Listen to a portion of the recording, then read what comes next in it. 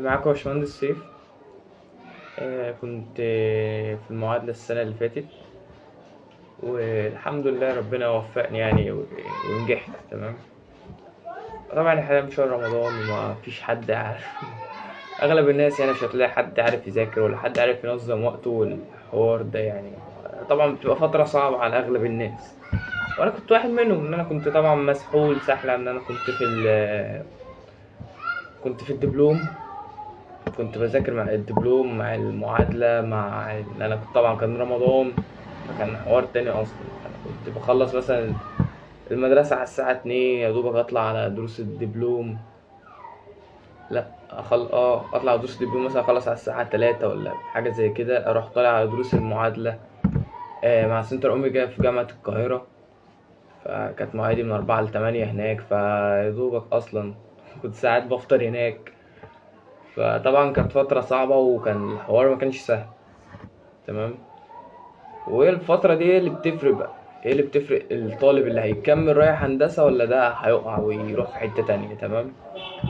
فهي الفكرة كلها انك طبيعي مش هتلاقي حد اصلا واقف معاك، مش هتلاقي حد يدعمك، مش هتلاقي حد، اغلب الناس مش هتلاقي حد مر بتجربتك اصلا. انت كل واحد بيمر بتجربة غير التانية ومشاكل غير التانية.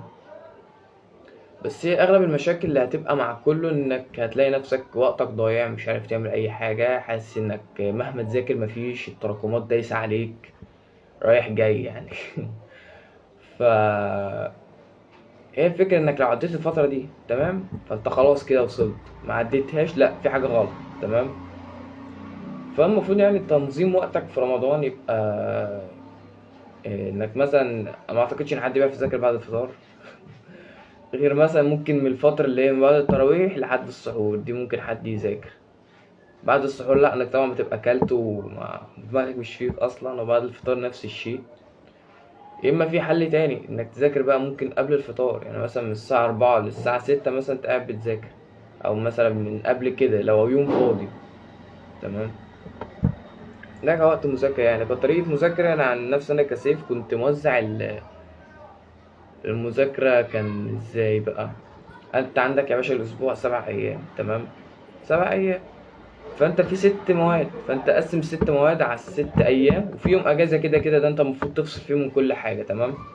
فانت عندك ال6 ايام، فانت حاول توزع عليهم ال6 مواد، يعني يوم انجليزي، يوم رياضة، يوم تفاضل، يوم مثلا ميكانيكا، يوم فيزياء، يوم كيمياء، هكذا يعني. تمام. فانت حاول توزع الدنيا على الايام دي. تمام. طيب في مواد طبيعية حاجات متراكمة، فانت حاول على الاقل انك تاخد محاضرتين مثلا في اليوم. وفي مواد بتبقى المحاضرات طويلة زي الفيزياء، فدي بتحتاج لك، فانت بتحتاج لها دي يوم فاضي، انك هتاخد لك لو مثلا محاضرة او محاضرتين، فالموضوع بيبقى طويل شوية. تمام. انما بالنسبة للمواد مثلا زي الرياضة هو الرياضة بس الرياضة والانجليزي مثلا بتلاقي المحاضرة ما بتعديش الكلام ده، بتعديش الساعة. فاهم؟ او المحاضرة بتبقى اقل من ساعة، فانت ممكن تاخد لك مثلا ايه، محاضرتين، محاضرة وتكتب. اصلا بذاكر ازاي؟ المفروض انك بتتفرج على فيديو المحاضرة، او لو انت في السنتر حتى انا كنت بعمل كده، كنت بروح احضر المحاضرة في السنتر واروح اجيبها على اليوتيوب تاني مع المهندس اللي انا شغال معاه او اي حد خارجي يعني ما بفهم منه. واجيب المحاضرة واتفرج عليها واكتب الشرح. تمام. واكتب الامثلة المحلولة. ده كده انت عديت يعتبر شوط حلو من المذاكرة. تمام. بعد ما بتخلص الفيديو والكلام ده بتبتدي انت بقى تقرا اللي انت كتبته ده كله كده على مرة سريعة، 10 دقايق ولا 7 دقايق حاجة كده، بتقرا كل اللي انت كتبته. تمام.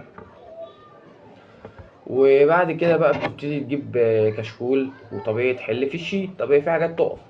يعني انت مثلا عندك 50 سؤال، طبيعي تحل مثلا فوق ال20. لو انت 20 تمام، اقل من 20 يبقى انت ما ذاكرتش كويس. تمام. فوق ال20 فانت ماشي صح، في حاجات بتقف معاك طبيعي خليها معاك، روح المحاضرة الجاية توريها للمشرف او توريها للباشمهندس، توريها لاي حد بيعرف يحل. يعني مش شرط حد معين هو اللي يحل لك، المهم ان السؤال يتحل وخلاص. دي نقطة. تمام. دي كان عن طريقة المذاكرة يعني، انا كنت بذاكرها وكانت بتجيب معايا نوعا ما. ايه تاني ممكن نتكلم فيه؟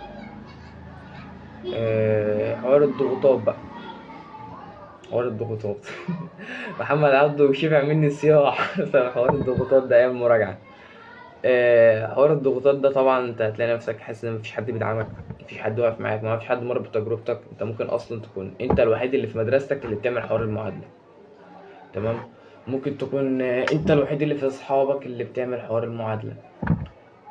ممكن يكون ليك حد بس انت مالكش اختلاط بيه، انت قلقان، انت ماشي قلقان. يعني تسمع حد بيهبط بيقول لك مثلا كنت سمعت والله الكلام ده، بتوع الميه هم اللي بينجحوا في المعادله، مش عارف بتوع مدارس كذا هم اللي بينجحوا في المعادله، بتوع المعاهد معرفش بيقولوا بيسقطوا، مش عارف مين ومين بيقولوا كذا وكذا. فانا ما شغلتش بالي بالكلام ده، لان الموضوع ملوش لازمه. انت فاهم؟ انت لو ليك نصيب في حاجه هتروح لها ايا كان ايه اللي حصل. تمام. يعني انا كانت مدرستي عمار بن ياسر، لو حد يعرفها، في شبرا الخيمه، يعني مدرسه ملهاش اي تلاتة لازمه في الدنيا. آه، انا الوحيد غالبا، لا كان في ناس بتعمل معايا معادله بس مفيش حد خدها على سنه. تمام. هو ليه اصلا الناس بتقول لك ناس تعمل على معادله على سنه، ناس تعمل على 8 اشهر وناس تعمل على 3؟ هو الموضوع ان انت المعادله دي اصلا انت بتمتحن مواد ثانويه عامه. تمام. فبتاع ثانويه عامه بياخدها على سنه، فانت مش هتيجي انت عبقرين وتاخدها في 3 اشهر تخش تنجح، غير لو انت طالب بقى عالي اصلا. لو انت كنت طالب شاطر ساعتها الموضوع يبقى هين بالنسبه لك. تمام. لكن انا كنت طالب عادي وفضلت طالب عادي. انا الفرق معايا ان انا كنت بحاول على قد ما اقدر ما اراكمش. هي التراكمات هي اللي بتزنقك، هي اللي بتخليك انت، هي اللي بتضغط نفسيتك. تمام. وخصوصا برضو انك ما يعني زي ما قلت قبل كده مفيش حد يدعمك اصلا. انت ما حد الاهل برضو في ناس ممكن ما بتدعمش. ممكن تلاقي واحد صاحبك يقول لك ايه يعني هتذاكر هتخش هندسه يعني ايه يعني، فاهم؟ فممكن ما يكونش حد حاسس باللي انت حاسه، وفي اغلب الاوقات كده. تمام. فهي الفكره كلها انك تتوكل على الله، انت اعمل اللي عليك واللي فيه نصيب هيحصل. تمام. بس انت حاول ما توقعش حاجه، تلم الدنيا اول باول. اللي يقع معاك تلمه على قد ما تقدر. وزي ما قلت لك لو حاسس بان في مواد واقعه لم على الاقل محاضرتين كل يوم. طبيعي انا كنت ماشي طول السنه بلم في المواد، بلم في الفيزياء. يعني انا وصلت ان انا دخلت مثلا امتحانات الدبلوم كان تقريبا في شهر 5 او شهر 6 مش متذكر، وكان معايا الاول 3 فصول فيزياء بس، يعني كان ناقصني 5 فصول فيزياء. فطبعا اللي هو الكم اصلا اكبر من اللي انا خدته. فبعد ما رجعت من الدبلوم اعمل ايه بقيت خدت الموضوع بقى ايه الماده ورحت زايحها كلها. انا كانت الباب الرابع في الكهربية ودخلت في الحديثة، خلصتها مش فاكر في اسبوع تقريبا او 5 ايام حاجة كده يعني بالنسبة للفيزياء. فلما لقيت نفسي عملت كده لقيت نفسي مش ناقصني غير الباب الرابع. بعد كده لميت المواد الباقية اللي هي مثلا كان في جزء في اجزاء من الكيمياء كانت واقعة، التكامل كان واقع مني في نفس الفترة اللي هي بتاعت شهر 6 دي. يعني حتى في رمضان أنا كنت لامم شوية. تمام. فبعد كده ايه بقى، يعني بسم الله الرحمن الرحيم نتكلم في ايه تاني. بس فهو الموضوع عايز انك تعافر وعايز انك تحاول. طول ما انت بتحاول فانت هتوصل. اول ما انت بتبتدي تراجع فاعرف انك ماشي غلط. اول ما انت تبتدي تلاقي الدنيا ابتدت تقع اعرف انك ماشي غلط. تمام. لقيت في التراكمات بدأت تزيد اللي هو انت بتوصل لانك اصلا اللي انت مذاكره ممكن يجي بتاع ربع المادة، فاعرف انك ماشي غلط. تمام. فهو الموضوع طبيعي ميبقاش سهل. هو الموضوع طبيعي مش سهل، لان انت طبيعي مش هتتساوى بحد مش بيذاكر، مش هتتساوى بحد مثلا ما يعرفش حاجه عن المنهج وانتوا الاتنين تخشوا هندسه. تمام. دي كليه هندسه اللي هو اصلا يعني انا في هندسه شبرا، فالكليه عندنا بتاخد من 87% ثانويه عامه. تمام. فهو عايز يساويك. هي اصلا ايه فكره المعادله؟ ان هو عايز يساويك بطالب الثانويه العامه، اللي هو انتم اما انتوا الاثنين تخشوا هندسه يبقى انتوا الاثنين عندكم نفس التفكير، انتوا الاثنين بتعرفوا تفهموا نفس اللي الدكتور بيشرحه. تمام. فانت لو ما فهمتش دلوقتي هتعمل إيه في الكليه؟ انت فاهم؟ هي فكره المعادله كده اساسا يعني. بس فانت بتحاول وبتعمل اللي عليك واللي فيه النصيب بيجيلك. تمام. انت بتحاول على قد ما تقدر ما توقعش الدنيا وبس. اتكلم بقى شويه يعتبر على حوار الضغط النفسي او الاسترس عموما. بالنسبه لي انا يعني التجربه اللي انا مريت بيها، كنت انا وصلت لحد مثلا شهر رمضان ده وكنت لقيت ان في كذا حاجه بدات تتراكم، وطبعا مبقاش في وقت. وطبعا كل اللي انا بفكر فيه ان مثلا الامتحانات هتبقى في شهر 9، وان انا المفروض على الاقل ان انا ابقى على شهر 7 ابقى جاهز ان انا عشان احل امتحانات، وابقى كويس ان انا ابقى جاهز ان اخش امتحان معادلة اعرف ان شاء الله انجح يعني. فطبعا مش هتلاقي اصلا دعم من حد، لان محدش غالبا بيكون مر بالتجربة بتاعتك غير ناس قليلة. تمام.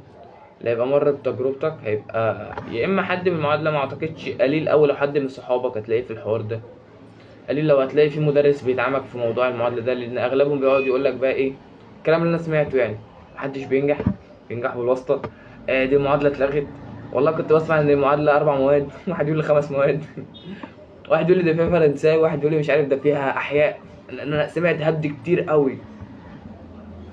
فاصلا محدش عنده المعلومة كاملة في حوار المعادلة ده بالذات يعني في المدارس وكده.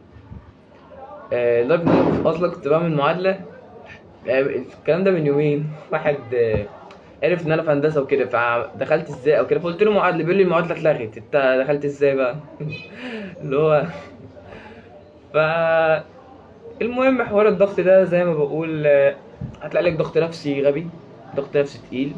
فده ده اللي بيعمل فرق بقى ما بينك وبين الشخص اللي هيقع، اللي هو انت هتعرف تتخطى المرحله دي ولا لا. فانت لو تخطيت المرحله دي وبقيت كويس، فهتعرف انك خلاص كده، خلاص كده ان شاء الله داخل يعني. تمام.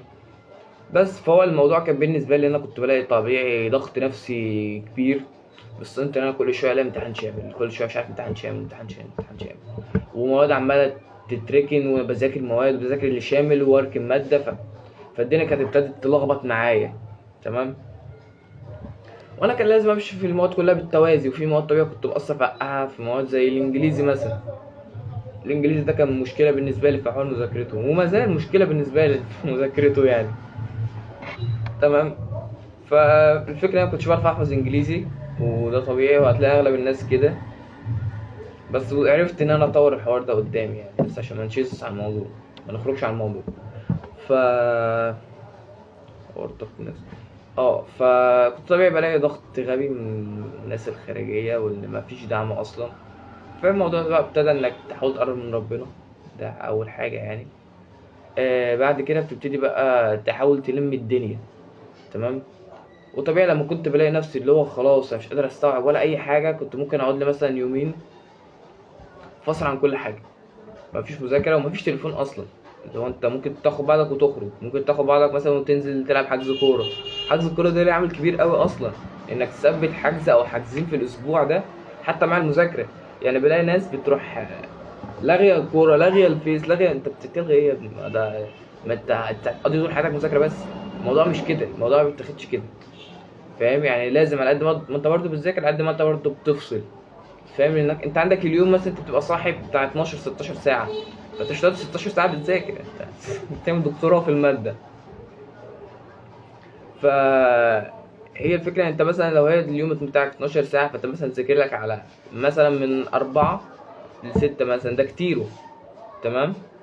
وباقي اليوم بتاعك بقى 6 ساعات انت فاضي، انت مراكش حاجه بقى، اذا كنت بتصلي، اذا كنت في دروس، ده لو يوم ضغط مثلا.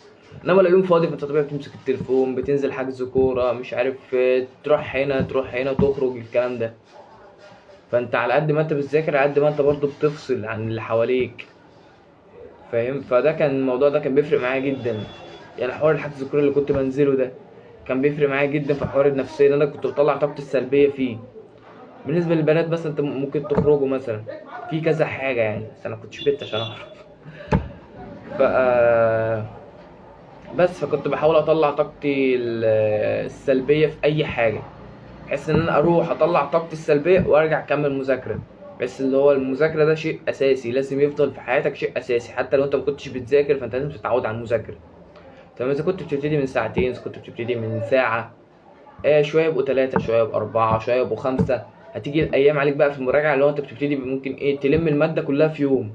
يعني جت عليا مره في ايام المراجعه ان انا لميت التفاضل ده كله في يوم، جبته فيديوهات من الاول للاخر، بس كان يوم طويل يعني.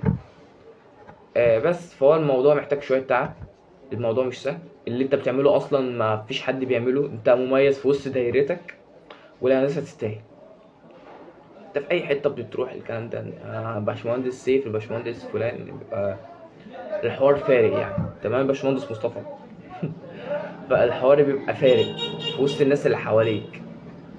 تمام. وفارق بالنسبه لنفسك، انت قدام نفسك، انت كسرت مرحله جامده.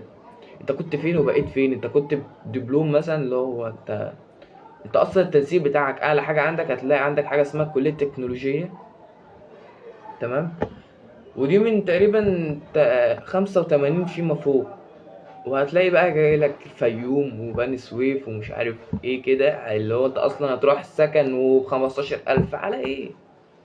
على ايه اللف والدوران ده؟ وانت ممكن اصلا انك ممكن لو ظبطت نفسك سنه واحده تاخد بالك تروح هندسه، اللي هو انت خلاص تبقى تتحط بقى مع الناس اللي هي من الناس مدارس ستيم، الناس اللغات، الناس الثانويه العامه، فينا الناس بقى العباقره، انت فاهم. فهو الموضوع محتاج تعب زي ما قلت، الموضوع مش سهل. الموضوع سهل اللي عايز يوصل، يعني طول ما انت حاطط في دماغك انت هتعملها. اول ما انت بتبتدي تخاف واللي هو لا انا ضعيف ومش عارف كذا، لا انت بتبتدي بقى انت ايه، عقلك بيبتدي يريحك خالص، اللي هو انت كده كده مش هتنجح، فانت تذاكر ليه وتتعب نفسك ليه؟ اللي هو طب انا هخش اذاكر، طب يعني بس تبقى في ماده واقعه وتلاقي نفسك داخل تخرج، يعني لو خرب بيت برودك. فطبيعي انك لازم تعمل اللي عليك. طول ما انت بتعمل اللي عليك فانت ماشي صح، طول ما انت بتحاول تخلص اللي عليك فانت ماشي صح. لو انت على الاقل بتخلص محاضره في ماده في الاسبوع فانت ماشي صح. اقل من كده يبقى انت ماشي غلط، ومحتاج انك تسيستم الدنيا كلها. لازم تقف وقفه مع نفسك، اللي هو مثلا انا عندي 6 مواد، المواد مش هتزيد. يعني انت مثلا ماده زي الرياضه الخاصه، انت عندك تفاضل وتكامل، مش هتصحى الصبح تلاقي في عندك حاجه رابعه، انت فاهم، او حاجه ثالثه. فانت هي تفاضل وتكامل، هي الماده متقسمه ازاي 3 ابواب مثلا تفاضل وباب تكامل، يبقى الاولويه التفاضل، يبقى انا ابتدي تفاضل، واحاول على الاقل اخلصه، وبعد كده ابقى اشوف التكامل. فهي الدنيا ماشيه كده، انك لازم هي اولويات، وانت لازم تخلص الدنيا اول باول. وطول ما انت بتخلص اللي عليك فانت ماشي صح. بس فهي الطبيعي ان انا طبعا هو حوار المشاكل ده زي ما قلت هي بتتفك انك لازم تفصل على الاقل يوم ولا يومين عن المذاكره، وتبتدي ترجع تاني. ما تبقاش معزول قوي عن الدنيا، لانك الموضوع مش مستاهل كل ده، تمام. وبس يعني. وطبعا حابب اقول ان زي ما انت ما بتتعب وبتحاول، زي ما انت ما هتلاقي، تمام. يعني انت مثلا لما تخش تذاكر وتقفل لك مثلا اللي انت عليك مثلا قبل امتحان شامل، وتخش تمتحن الامتحان الشامل وتجيب فيه اول، تمام. الموضوع ده على قد مثلا ما بعيد عن الجوائز يعني، تمام. فبيبقى حاجه نفسيه ليك انت مريحه، اللي هو واو، اللي هو انا مثلا يبقى عندك في المجموعه مثلا 30 طالب مثلا ولا 20 طالب، انت طلعت الاول عليهم، اللي هو دي حاجه جامده. خصوصا ان انا كان معايا في الدفعه كان معايا باشمهندس علي فتحي. باشمهندس علي فتحي من العقليات النظيفه جدا اللي اتعاملت معاها الصراحه السنه اللي فاتت، ومن الطلبه الشاطره جدا. فكانت المنافسه ما بيننا كانت حلوه بالنسبه لي، هو كان مسابقني بمراحل بس كانت المنافسه حلوه بالنسبه لي يعني. وكان طبعا معايا شهادات الحمد لله الحوار كان فاني قوي بالنسبه لي يعني في حوار المذاكره. يعني مثلا دي كانت اول شهاده، مش عارفه تبقى باينه، ممكن تكون معكوسه في الكاميرا، بس المهم يعني دي كانت في اول امتحان، دي كانت في اول شامل يتعمل، كان عليه فلوس او شهاده وكده، كان على باب العزوم. ساعتها انا طلعت الاول فيه ده، وكان علي فتحي التاني بعد كده برضو ده كان تقريبا كان في نفس الشهر برضو، ده كان في شهر 2، كنت طالع الاول في الكيمياء، كان في الباب التاني مع باشمهندس محمد جمال الغني عن التعريف يعني.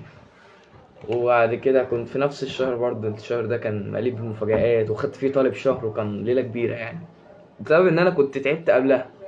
قعدت كام شهر ضاغط نفسي، وقعدت الم المنهج وادوس وامتحانات حصص ومش عارف ايه، ولازم اقفل لحد ما هوب عملوا طالب الشهر، خدتها الحمد لله يعني. دي كانت في الرياضة الخاصة مع باشمهندس هشام الخرصاوي، دي كانت 23/2.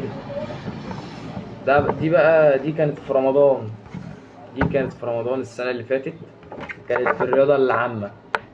كنت طالع الأول مع كان في باشمهندسة معانا السنة اللي فاتت في الجروب يعني. وبعد كده خدت تاني، وطبعا قعدت الفترة من شهر 4 لشهر 8 دي أنا بموت أصلا، اللي هو امتحانات الدبلوم ومش عارف ايه، وبلم هنا والم هنا، ورحت الدبلوم وعلى ما جيت يعني وفوقت بقى لمواد المعادلة. كان جه شهر 8 طبعا، فدي كانت أول حاجة في شهر 8 اللي برضو كان رياضة خاصة، كنت طالع الأول، مش فاكر كنت جايب كام يعني.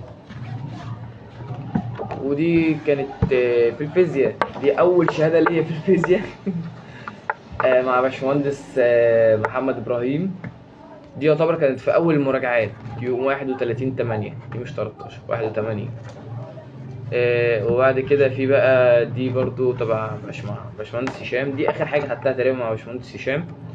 دي كانت يوم 15/9، اللي هو ايام المراجعه، اللي هو احنا كلنا كنا حرفيا دايسين وبنموت بقى، اللي هو احنا ضاغطين اصلا الدنيا كلها عشان نعرف ننجح يعني كلنا. وبعد كده دي مع باشمهندس محمد جمال، الكلمة دي 19/9، دي برضو كان امتحاناتي تقريبا كانت بادئة 27 حاجة كده. ودي بقى آخر حاجة كانت في حفلة التخرج، مش حفلة التخرج، حفلة السنتر، حفلة الناجحين يعني. دي كان يوم 13/10. النتيجة كانت طلعت 7/10 أو 6/10، وأنا كنت رحت الكلية على بسم الله الرحمن الرحيم على 7/10، يعني النتيجة طلعت 6، أنا رحت 7. لأن طبعا مبسوط، ده حصاد اللي انا عملته، التعب اللي انت قعدت تعمله طول السنه انت حصدته، فاهم. والكليه مش الموضوع اللي هي تخش بقى تلاقي الكليه مميته والكلام ده، لا، انت اصلا الكليه معتمده على اللي انت بتاخده ده. فانت لو مكروت الدنيا فانت اصلا مش هتعدي من امتحان المعادله، ولو عديت هتخش في ولايه الزنا من الاخر تمام. فانت حاول تمشي الدنيا، اعمل اللي عليك طول ما انت راضي عن ادائك، اعرف انك ماشي صح، بس راضي عن ادائك بضمير، يعني اللي هو انت شايف انك مثلا لو مسكت امتحان معادله تعرف تخش تنجح، تمام. ودايما دي كانت عاده فيا، كله يقول لك ايه، اوعى تخش تحل امتحان معادله حاليا، اوعى تخش حل امتحان معادله حاليا، الكلام ده. انا كنت بعمل ايه؟ كنت مثلا دخلت قفلت باب تفاضل مثلا، اخش مثلا امسك امتحانات المعادله وابتدي ابص على الاسئله على باب التفاضل اللي انا خدته ده. طبيعي هلاقي فيه مثلا لو هم 10 اسئله انا اعرف احل مثلا بتاع 5، والخمسه التانيين لا افقه عنهم شيء، تمام. امسك الخمس اسئله واروح للمهندس اللي عندي او المشرف او ايه، او علي فتحي مثلا، ده كان طالب شاطر فكنت بروح للحاجات دي، او كنت ببعتها للباشمهندس محمد عبده، ببعتها لاي حد، مش شرط مهندس معين يعني، تمام. وابعت له الحاجات دي ويحلها لي، بلم افكار لحد ما جيت ايام المراجعه. طبعا هما بقى يحطوا لنا امتحانات اكتر فبقيت الم افكار اكتر. دخلت امتحان المعادله، يعتبر مفيش ماده خدت معايا ساعتين غير ماده الميكانيكا، وماده الميكانيكا انا كنت خارج تقريبا حالج 47 سؤال، تمام. فهو الموضوع بالنسبه لي ما كانش، يعني لما جيت في المراجعات لقيت الموضوع ما كانش مقلق، تمام. ودايما بيقولوا لي ايه، ما تبصش على مستواك حاليا، ان انت ما خلصتش المنهج، لسه ما خدتش وقتك عشان تعرف تلم. يعني انا خدت بالي ان انا بعد ما خلصنا المنهج بقى معانا وقت المراجعه، فانا براجع مثلا في اجزاء طبيعي واقعه فانا بروح اراجعها. ان انا اتذكر كان التكامل واقع مني والفيزياء الحديثه، وكان واقع مني اجزاء في الديناميكا، وكان واقع مني ايه تاني، لا، والانجليزي كله كان واقع. الانجليزي ده حوار اصلا يعني، الانجليزي ده كنت كل ما اجي احفظ انسى الكلمات، اجي احفظ ما اعرفش احل، ما كانش معايا الماتيريال بتاعت الحل، كنت مستخسر ان انا اشتري كتاب مش عارف ليه يعني. لحد ما جيت بقى في ايام المراجعه اللي هو شهر 9 ده، انا كنت بخلص باقي المواد، بس طبعا ما حدش يعمل زيي يعني. كنت بخلص باقي المواد، فجيت بالنسبه للانجليزي قعدت بقى جبت كتاب بتاع جيم، وقعدت احفظ منه، احفظ يونت 1 يونت 2 يونت 3 هكذا، تك تك، حفظت لي بتاع 8 يونتات، كنت كل يوم مثلا بحاول احفظ بتاع نص يونت واحل عليه. الحل عليه بيثبت المعلومه اكتر، انت ممكن اصلا ما تبقاش فاكر الكلمه بالعربي، بس انت فاكر ان الكلمه دي بتتحط هنا، شفت السؤال ده قبل كده فانت بتحل كده. وقعدت اجيب امتحانات معادله سابقه، وقعدت بقى ابتدي اللي هو اضغط عليه واضغط على الجرامر والكلام ده. دخلت الحمد لله الامتحان ده جايب فيه 62%، اي نعم درجه مش حلوه بس الحمد لله. في غيري وقع، تمام. غيري وقع ليه بقى؟ هو كان مطنش الماده، هو شايف ان الماده دي سهله فرماها، شايف ان الماده دي مش هتعرف تذاكر فانت رميتها. طب ما انت عارف ان الماده دي صعبه، عارف انك الماده دي انت هتقع فيها، سايب نفسك لحد دلوقتي بتعمل ايه؟ فاهم؟ يعني انت اغلب الناس هتلاقي مثلا عندها مشكله في الانجليزي وفي الفيزياء وفي التفاضل، تمام. انت عارف ان عندك مشكله في الكلام ده، طب ما تحلها. انت عندك مشكله في شيء روح حله، ما تقعدش تقول انا عندي مشكله انا عندي مشكله انا عندي مشكله. طب ما انت لو قعدت تقول كده مشكله مش هتتحل. لازم انك تحاول الموضوع مره واثنين وثلاثه واربعه وخمسه لحد ما انت لازم كده تعملها، لازم تنجح في المعادله، انت فاهم. لا عشان نفسك، عشان اهلك اللي ماشيين معاك واللي بيدفعوا مصاريف والكلام ده كله. يعني الناس دي ما تستاهلش ان انت تنجح. يعني والدتك متستحقش انك تنجح، والدك متستحقش انك تنجح. فطبعا دول اول حاجه تحطهم في بالك، انت لازم تنجح عشان الناس دي، انت فاهم، اللي هو انت تبقى مشرفهم اصلا. نكمل الحديث هنا. طب ليه؟ ودايما كنت في عاده كنت بحب اعملها، اللي هو انا كنت بحب اساعد صحابي، حتى لو انا المعلومه عندي مش متاكده، بس كنت بروح اشرحها لهم، انت فاهم، لان هو اكيد بيبقى عنده خلفيه عن الموضوع، يعني مش اول مره اسمع المعلومه مني. كنت اغلب الوقت بحب اقعد اشرح الحاجه لاصحابي. تمام. الموضوع ده بيريحك اصلا نفسيا وبتثبت المعلومه عندك، فانت لو عندك حد تعرف تشرح له الكلام ده، يعني انت مثلا اتعلمت مثلا قانون فيزياء، خش اشرح لحد من صحابك مثلا. كنت دايما كنت كل ما اذاكر فيزياء الاول، كان اغلب السنتر كنا ضعاف في الفيزياء يعني، لان هي كانت ماده صعبه اصلا، وكنا بنحاول نلم بيها المواد، فكانت الفيزياء ماده مهمله عند اغلب الناس. فانا كنت بدات المها وبتاع، فكان معايا باشمهندس ادهم، كنت دايما هو يبقى فاكر الموضوع ده. كنت بخش مثلا اذاكر القوانين واخش ارخم عليه بيها، اللي هو القانون ده بيعمل ايه، قول لي يلا قانون المقاومه النوعيه، قول لي يلا مقاومه الاي ام اف، قانون الاي ام اف. فكنت بخش ارخم عليهم في الحاجات دي، لدرجه ان هو كان بيدوس على نفسه ويذاكر عشان يعرف يرد عليا. فدي كانت نقطه حلوه ليا وليه، لدرجه ان هو كان بيعمل معايا كده في الكيمياء، كان بيعمل معايا كده في الميكانيكا، وانا اعمل معاه كده في كذا ماده اخرى، فاهم. ف ملخصا الموضوع ده كله، الموضوع مش صعب، الموضوع محتاج مجهود، محتاج حد عايز يبقى مهندس، فاهم.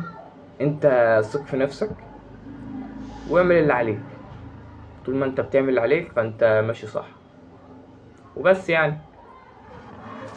والمعلومة انا زيك ما فيش فرق اصلا بيننا اساسا، اللي هو انا كنت اصلا ما اعرفش حاجة عن الرياضة، يعني انا كنتش عارف معلومة بتاعت ترتيب العمليات الحسابيه، اللي هو مثلا ضرب اسم جمع طرح، الحاجات دي كنتش اعرفها، كنت ممكن اجمع واطرح الاول وبعد كده اضرب واقسم عادي. ف شوف انت كنت فين اصلا وبقيت فين، انت كنت اللي هو انت ضعيف في الاساسيات، عديت مرحله الاساسيات، دخلت في المنهج شويه، انت مثلا حاليا في الباب التاني، فانت لازم تلم الباب الاول، وفي ناس هتلاقيها كويسه في الباب الاول. انت عايز تعرف نفسك ماشي صح ولا غلط، قارن نفسك بنفسك، ما تقارنش نفسك بطالب، لان في ناس تانية بيبقى عندها ماتيريال تانية، يعني مثلا في واحد ممكن يبقى معاك، ممكن تلاقيه مثلا بيحضر مع بتوع ثانويه عامه، فده مثلا او بيحضر من بدري او واخد المعلومه قبل كده، فممكن تلاقي ده في مستوى اعلى منك. تمام. فانت لو قعدت تقارن نفسك بيه مش هتخلص، فاهم. فهي الفكره انك تقارن نفسك بنفسك، اللي هو انت مثلا انت الشهر ده انت حاليا مثلا مخلص الباب الاول وبقيت جامد قوي فيه، طب الشهر الجديد انا لازم اكون عملت مثلا انجاز تاني، اللي هو انا خلصت الباب التاني وبقيت بعرف احل على البابين، انت فاهم. او ممكن انجاز تالت، اللي هو انت مثلا تحل امتحان معادله وبتعرف تنجح فيه، مع ان في اجزاء انت ما خدتهاش، يعني اللي هو انت بتعرف تحل كل اللي انت خدته، فدي حاجه حلوه اكتر. تمام. فهي الفكره كلها انك بتقارن نفسك بالشخصيه القديمه، طول ما انت بتلاقي نفسك في تطور في تحسن فانت ماشي صح. لقيت نفسك الشخصيه القديمه احسن، لا انت ماشي غلط. يعني انت مثلا خلصت الشهر، شهر مثلا احنا في شهر كام، شهر 3، شهر 2 مثلا تلاقيت نفسك كنت كويس قوي في التفاضل، جيت شهر 3 لقيت نفسك ضعيف في التفاضل وضعيف في الفراغيه مثلا، او ضعيف في الرياضه العامه عموما، يبقى انت كده ماشي غلط. محتاج انك تسيستم الدنيا، تشوف الدنيا دي وقعت ازاي، هي هم 6 مواد مش هيزيدوا، مش هتيجي بكره تلاقيهم 7، فانت سيستم نفسك الستة دي، المادة دي اولها هنا اخرها هنا، مش هتزيد دروس، سيستم نفسك على اساس كده، انت فاهم. فانت لو مشيت نفسك على التسلسل ده، لو انت محجم الموضوع مش هيكبر، فطول ما انت بتعمل كده هتلاقي نفسك مرتاح نفسيا وانت بتذاكر، مرتاح نفسيا عموما، وبس. وان شاء الله بالتوفيق للجميع، وكل سنه وانتم طيبين طبعا بمناسبه رمضان، وطول ما انت بتحاول فانت هتوصل ان شاء الله يعني. السلام عليكم. ودايما خليك فاكر ان ربنا ما بيضيعش تعب حد، ربنا ما بيضيعش تعب حد بيتعب. تمام. فانت اعمل اللي عليك واتعب وسيب النتيجه دي على ربنا. تمام. الموضوع يستاهل، وطبيعي انك تحس بضغوطات، طبيعي ان حاجات تتراكم عليك، طبيعي ان تحس ان الموضوع مستحيل اصلا. تمام. بس هي الفكرة انك ما تستسلمش للكلام ده، ما تقعش للكلام ده، الفكرة انك تحاول وتعمل اللي عليك، طول ما انت بتعمل اللي عليك فانت ماشي صح. اول ما بتبتدي تستسلم للماده اللي هو انا مش قادر اذاكرك او مش عارف اذاكرك، فانت عارف كده انك ماشي غلط، اعرف انك الماده دي هتحط عليك في الاخر. تمام. وحاول تمشي في المواد كلها بالتوازي وبس. ولو في اي حاجه اي استفسار هتلاقي كل الناس عايزه تساعدك، مش من بدايه الباشمهندسين يعني. افتكر ان بعد امتحان الانجليزي على طول، الامتحان ده طبعا كان اصعب ماده بالنسبه لي وكان اول ماده، فانا خارج منه مرعوب ومش عارف اصلا حليت صح ولا غلط، وطالع كنت متاكد من حوالي بتاع 15 سؤال. فاللي هو 15 سؤال ده يعني جايب 30 من 100، والباقي مش متاكد منه. لقيت باشمهندس ربنا يديله الصحه طبعا، باشمهندس محمد فرغلي، رن عليا بعد الامتحان وقعد يكلمني ويقول لي انت عملت اللي عليك وخلاص، والنتيجه دي بتاعت ربنا وخلاص، مفيش في ايدك حاجه تانية تعملها.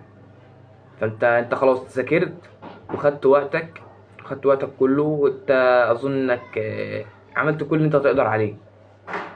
فسيب النتيجه دي ربنا، مش تشغلش دماغك بحاجه، ركز في المواد الباقيه وان شاء الله ربنا يكرمك فيهم. وده اللي حصل، ركزت في المواد الباقيه وقعدت ادوس فيهم واحد مره واتنين والتالتة، والحمد لله عديت في كله. ف بجد يعني مكالمته ليا كانت مهمة جدا، كان بتلعب على العامل النفسي. ايه تاني؟ ان الموضوع بتاع المذاكرة عموما، ما تقولش مثلا انا مش عارف اذاكر عشان ما معيش كتب، مش عارف اذاكر عشان ما عنديش نت اجيب من عليه فيديوهات، مش عارف اذاكر عشان مثلا ما المادية ضعيفة، مش عارف اذاكر لاجل كذا، مش عارف اذاكر لاجل كذا. فالكلام ده كله انت بتوهم بيه نفسك. انا عديت المعادله كلها من غير واي فاي. سامعني لو سمعتلي من الفيديو اللي فات مثلا او اللي قبله، كنت بقول ان انا كنت بروح اذاكر من فيديوهات. فالحوار ده كنت بتعمله ازاي؟ كنت ممكن اروح لواحد صاحبي عنده واي فاي اقعد احمل المحاضرات مثلا، كنت ممكن اروح في اي مكان في نت واقعد احمل الفيديوهات، مش شرط ان انا يبقى عندي نت في البيت. تمام. انا من الناس اللي كانت المصاريف معايا ضعيفه شويه، وكان في كذا حد كان عارف الحوار ده. تمام. انا بصيتش الموضوع ده، انا بصيت لان انا عايز اخش هندسه، فمش هتفرق معايا الطريقه بقى كده او كده، فانا لازم اخش. فحتى كنت اللي هو انا اصلا ما كانتش ما فيش مصروف اصلا، فاللي هو كنت ممكن مثلا اخد مواصله مشي، او مثلا مش هخنصر بقى، ممكن مثلا ما اتغداش مثلا عشان اروح اشتري مثلا سكتش ولا كام قلم ولا الكلام ده عشان اعرف واقعد اذاكر. كنت انا طبعا مخصص لكل ماده كشكول يعني. فده كان طبعا كان حوار ضغط عليا اكتر، بس مع ذلك بهون نفسي اللي هو لا ان شاء الله لو ربنا كرمك الموضوع هيبقى اريح بالنسبه لك، لو دخلت هندسه الموضوع هيبقى احسن. الموضوع يستاهل، انت بتخش حاجه مش متاحه لاي حد. يعني انا اما رحت الكليه في هندسه شبرا دي مقسومه جزئين، فيها جزء في الخلفيه وفيها جزء فروض الفرج. فروض الفرج دي فيها 3 اقسام، قسم مساحه ومدني وعماره. فانا ما اعرفش اللي في الخلفيه ودي، فلما رحت هناك وبتاع وعرفت ان انا طالب معادله، الراجل بقى بيبص لي كده اللي هو انت عملت كده ازاي؟